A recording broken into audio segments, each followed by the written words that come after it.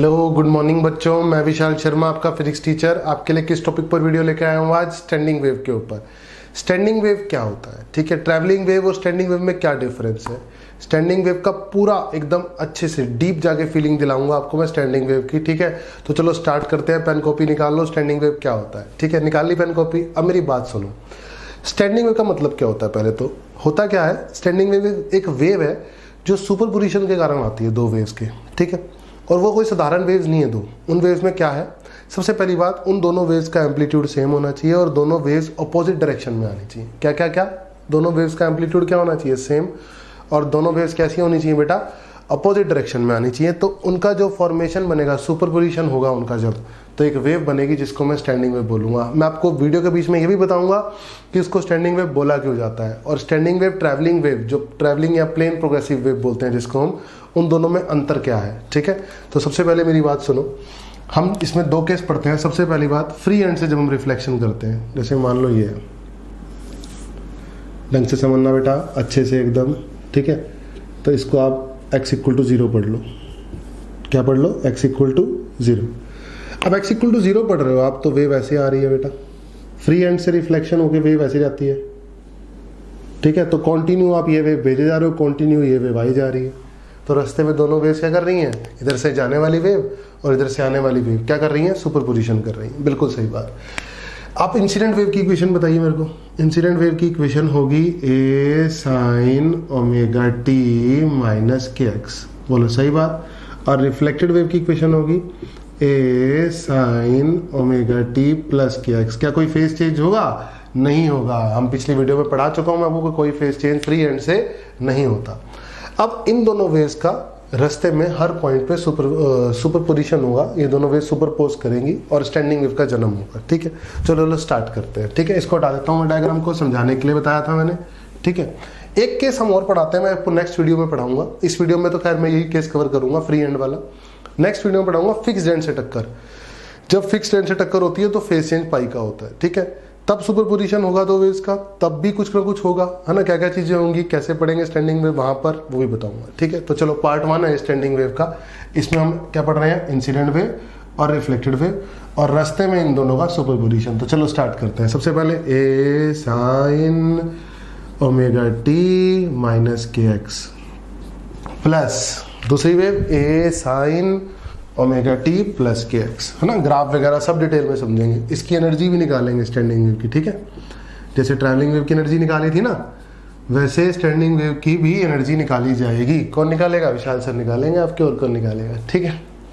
चलो अब मेरी बात सुनो, ए कॉमन ले लो, sine c plus sine d लगा दो, या इनको अलग अलग खोल दो, जैसा वो करना है वैसे करो, ठीक है। अलग अलग इनको खोल देते हैं, तो ये आएगा sine omega T cos K X minus cos omega T sine K X. बोलो क्लियर। इधर आएगा sine omega T cos K X plus cos omega T sine K X. बोलो क्लियर। क्लियर होना चाहिए यार, है ना। ब्रैकेट बढ़िया वाली लगा देते हैं, है ना, अमीरों वाली ब्रैकेट, इसको बोलते हैं अमीरों वाली ब्रैकेट, ठीक है।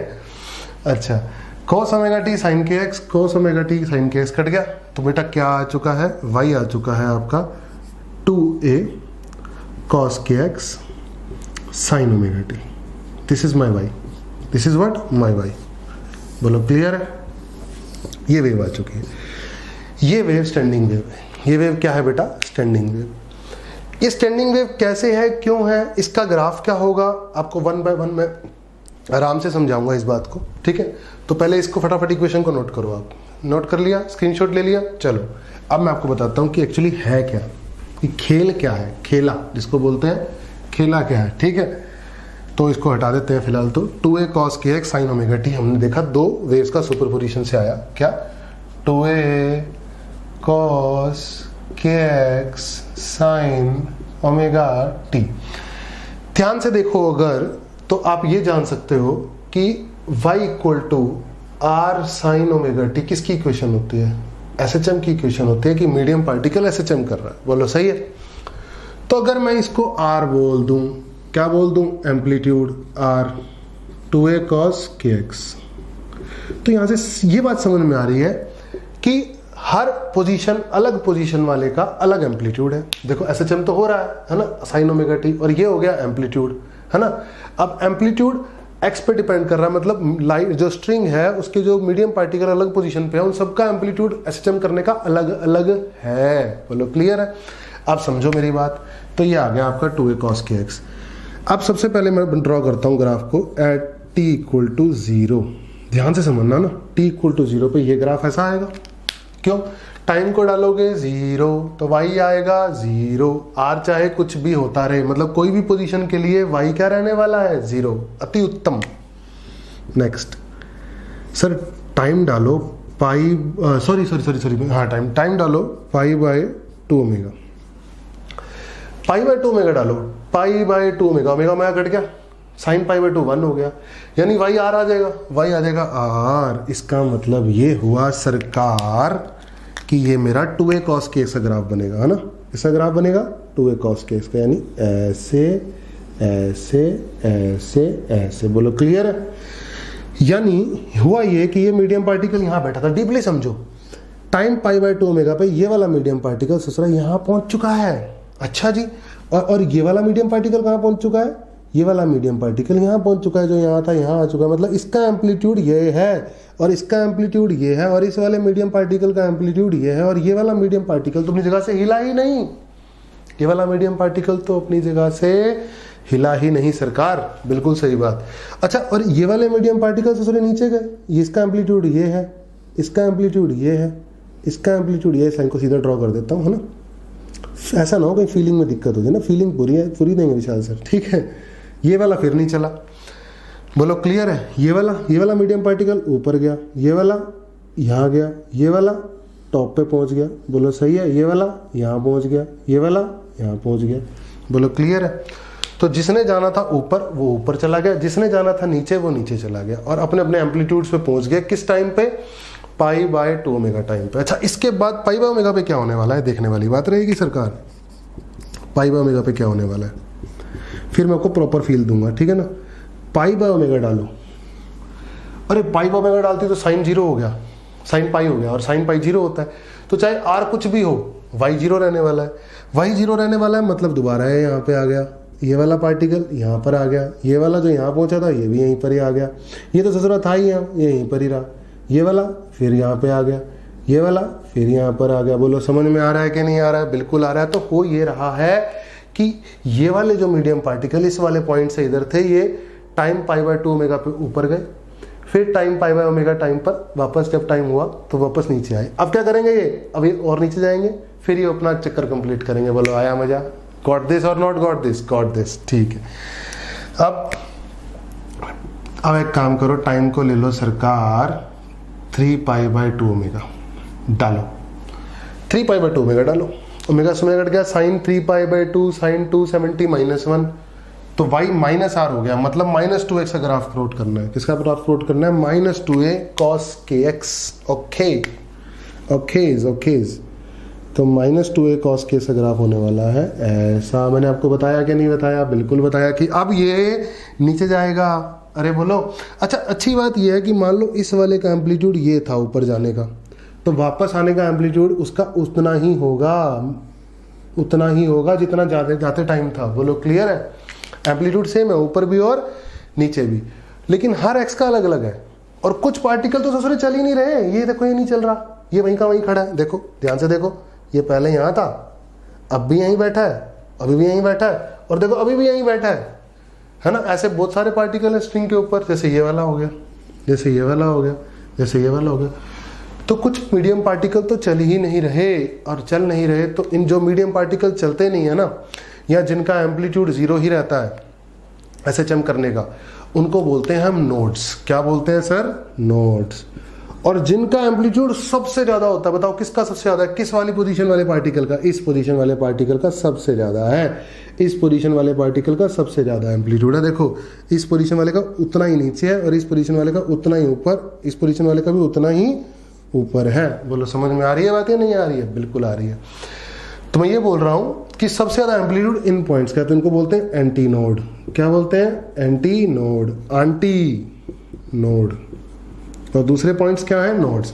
मतलब जिनका जो पार्टिकल चल ही नहीं रहे उनका नाम है नोड्स, और जो मैक्सिमम डिस्प्लेस हो रहे हैं उनका नाम है एंटी नोड्स। जिनकी एम्पलीट्यूड मैक्सिमम है उनका नाम क्या है, एंटी नोड्स। हम वेरियस पोजीशंस भी निकालेंगे, टेंशन लेने की कोई बात नहीं, अभी तो फील दिला रहा हूँ, ठीक है। 5वां नंबर पॉइंट। अब एक काम करो, टाइम 2π/ω पढ़ते हैं, चलो पढ़ो।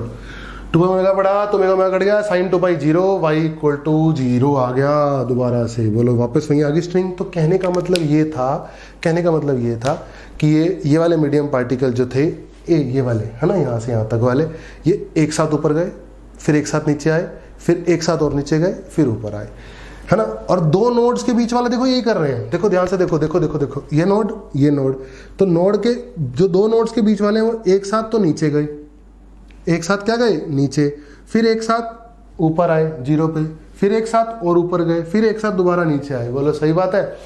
और जो नोड के इधर वाला है, जो दूसरे नोड, एक लूप तो ये हो गया और एक लूप ये हो गया, यानी नोड के इस तरफ वाले और नोड के इस तरफ वाले। नोड के इस तरफ वाले अगर ऊपर जा रहे हैं तो नोड के इस तरफ वाले नीचे आ रहे हैं। बोलो सही बात है। तो नोड के एक तरफ वालों का फेज अगर ऊपर है तो दूसरे वालों का फेज नीचे है, तो इनमें फेज डिफरेंस कितना है सर, 180। कितना है, 180। और जो दो नोड्स के बीच में है, जो एक एंटी नोड या नोड के बीच में पार्टिकल्स है, उन सबका फेज एक साथ ऊपर जा रहे हैं, उन सब में फेज डिफरेंस क्या है, 0 है। बोलो फील आया कि नहीं आया यार, आया होगा, है ना। एंटी नोड और नोड के बीच के जो मीडियम पार्टिकल है वो एक साथ ऊपर जाते हैं, एक साथ नीचे आते हैं। लेकिन नोड के दाएं और बाएं वाले, अगर दाएं वाले ऊपर जा रहे हैं तो बाएं वाले नीचे, अगर बाएं वाले ऊपर जा रहे हैं तो दाएं वाले नीचे, उनमें फेज रहता है 180 का। और एंटी नोड के बीच के जो मीडियम पार्टिकल है उनके बीच का फेज रहता है 0। बोलो सही है। ये एक पॉइंट मिला आपको स्टैंडिंग वेव का। बोलो क्लियर है। तो अब मैं इसका ओवरऑल कर्व बनाता हूँ। ओवरऑल क्या बनेगा, स्क्रीनशॉट लो फटाफट स्क्रीनशॉट लो, ले लिया। चलो अब मैं इसका ओवरऑल बनाता हूँ, है ना। ओवरऑल देखते हैं कि ओवरऑल क्या कहानी है। देखो मैं समझाता हूँ आपको डिटेल में, डिटेल समझते हो, डिटेल में, है ना। तो ये है कहानी, ये आपका स्ट्रिंग है ना। और ये आप ऐसे समझिए, ये ऐसे पॉइंट है ना। और 2a cos k ऐसा ग्राफ बनाने जा रहे हैं, ऐसे ऐसे ऐसे ऐसे और ऐसे। बोलो क्लियर है, क्लियर है, बिल्कुल क्लियर है। और इसी के साथ ध्यान से देखना, ऐसे, फिर ऐसे, फिर बोलो शाबाश, फिर ऐसे ऐसे ऐसे। बोलो क्लियर है, एकदम क्लियर है। अब देखो ये वाला x इक्वल टू 0 वाला पहले गया ब्लैक लाइन पे ऊपर, सही है, फिर ये नीचे आया होगा, फिर ये मीन, दोबारा मीन पे पहुंचा, फिर ये अपनी एक्सट्रीम नीचे वाली पे गया, फिर दोबारा एक्सट्रीम पे। बोलो क्लियर है। इसका एम्पलीट्यूड एस्टिमेट करने का इतना, और इस वाले का एम्पलीट्यूड एस्टिमेट करने का, देखो ये अपनी एक्सट्रीम पे गया, इसकी एक्सट्रीम ये है, यानी इसका एम्पलीट्यूड इतना है, ऊपर गया, फिर ये नीचे आया होगा, फिर मीन पे आया होगा, फिर नीचे वाले एक्सट्रीम पे गया, फिर ऊपर आया होगा। बोलो समझ में आ रही है कि नहीं आ रही। इस तरीके से सारे क्या कर रहे हैं, ऐसे चम कर रहे हैं। अच्छा इसमें अच्छी बात यह है, एक तो ये मान लो, एक ये और एक ये है नोड्स। क्या है ये, नोड्स। बहुत बढ़िया। और मैक्सिमम एम्पलीट्यूड वाले, यानी ये, इसको स्टार से बना देते हैं। मैक्सिमम एम्पलीट्यूड वालों को किससे बना देते हैं, स्टार से, ठीक है ना, स्टार से। ये क्या है आपके एंटी नोड्स। क्या है ये आपके anti nodes. x equal to 0 ये पोजीशन है, आगे इधर पॉजिटिव है। बोलो क्लियर है। अब समझो वेरियस पोजीशंस। सबसे पहले नोड्स के लिए पढ़ते हैं। किसके लिए, नोड्स के लिए।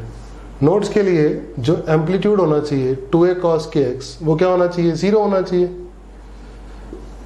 तो cos kx 0 होना चाहिए। फील लो, फील आना चाहिए। देखो भाई बालक, फील आना चाहिए, ठीक है ना। तो kx क्या होना चाहिए, kx क्या होना चाहिए सर, kx क्या होना चाहिए, 90 डिग्री का मल्टीपल, है ना, 90 डिग्री का मल्टीपल, 2n + 1 π/2।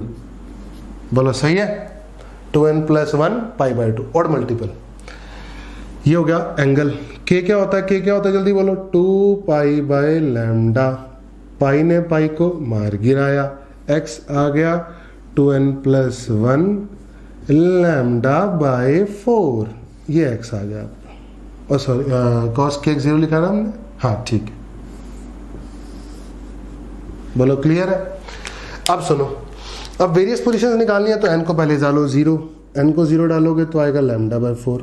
अगली ये आ रहे हैं नोड्स की पोजीशन है ना। अगली n को डालो 1, जल्दी बोलो 3 लैम्डा बाय 4, n को डालो 2, 5 lambda by 4, 7 lambda by 4 and so on. अब समझो ये x इक्वल टू 0 वाला, अब नोड दोबारा, ये नोड कब आया, x equal to lambda by 4, फिर दोबारा x equal to 3 lambda by 4, फिर दोबारा x equal to 5 lambda by 4, फिर दोबारा x equal to 7 lambda by 4। बोलो आ रहा है मजा, आ रहा होगा। अब समझो ये तो हुए नोड्स है ना, नोड्स हुए, फटाफट स्क्रीनशॉट लो और लिखो नोड्स के बारे में, जल्दी से लिख लिया, फिर एंटी नोड्स की पोजीशन बताऊंगा। ठीक, चलो अब एंटी नोड्स की पोजीशन के बारे में बात करते हैं। किसकी बात करते हैं, एंटी नोड्स की पोजीशन के बारे में। चलो चलो चलो चलो चलो, बहुत बढ़िया। अब 2a cos kx होता है r, और r होना चाहिए मैक्सिमम, मैक्सिमम होगा प्लस माइनस 2a पे। किस पे होगा, प्लस माइनस 2a पे। तो कुल मिला के cos kx क्या होना चाहिए, प्लस माइनस 1।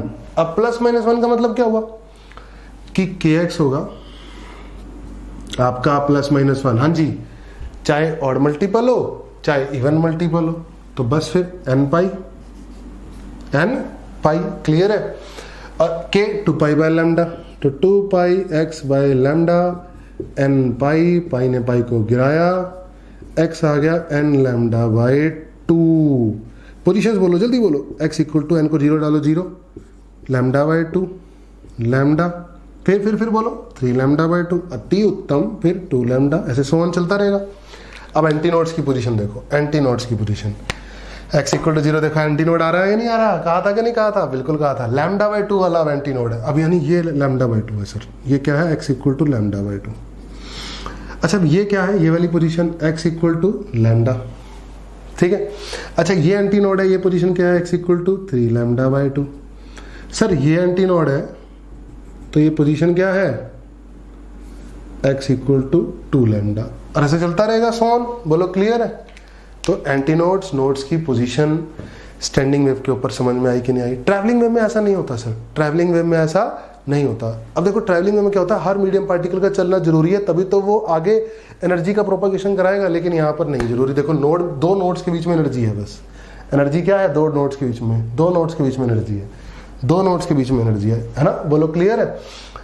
बोलो, क्योंकि ये मीडियम पार्टिकल चल नहीं रहे ना, दो नोड वाले पॉइंट तो चलते नहीं कि आगे डिस्टर्बेंस प्रोड्यूस करेंगे, डिस्टर्बेंस उनके बीच में रहेगी, ऐसी अगले दो नोड्स के बीच में रहेगी, ऐसी पिछले दो नोड्स के बीच में रहेगी। मैं आपको दो नोड्स के बीच में एनर्जी कितनी होती है ना, वो भी निकालनी सिखाऊंगा, ठीक है, लेकिन आने वाली वीडियो में। बोलो क्लियर है। तो यहाँ पर आपका स्टैंडिंग वेव का एक पार्ट कंप्लीट किया जब मैंने फ्री एंड से रिफ्लेक्शन कराया। किससे रिफ्लेक्शन कराया, फ्री एंड से, हाँ फ्री एंड से। अब नेक्स्ट वीडियो में आपको मैं फिक्स्ड एंड से रिफ्लेक्शन कराऊंगा, सारी चीजें बताऊंगा, नोड्स एंटी नोड्स की पोजीशन क्या क्या होने वाली है और कैसे कैसे होने वाली है, ठीक है। होप करता हूँ आपके लिए वीडियो काफ़ी बेनिफिशियल रहा होगा, मैंने एकदम डीप फीलिंग से समझाया है, ठीक है। और मेरी ये उम्मीद थी, इसकी कोशिश है कि हर बच्चे को मेरी अच्छे से बात समझ में आए, ठीक है। चलो नेक्स्ट वीडियो तक के लिए good bye, take care, have a nice day, love you, best of luck. Revise जरूर कर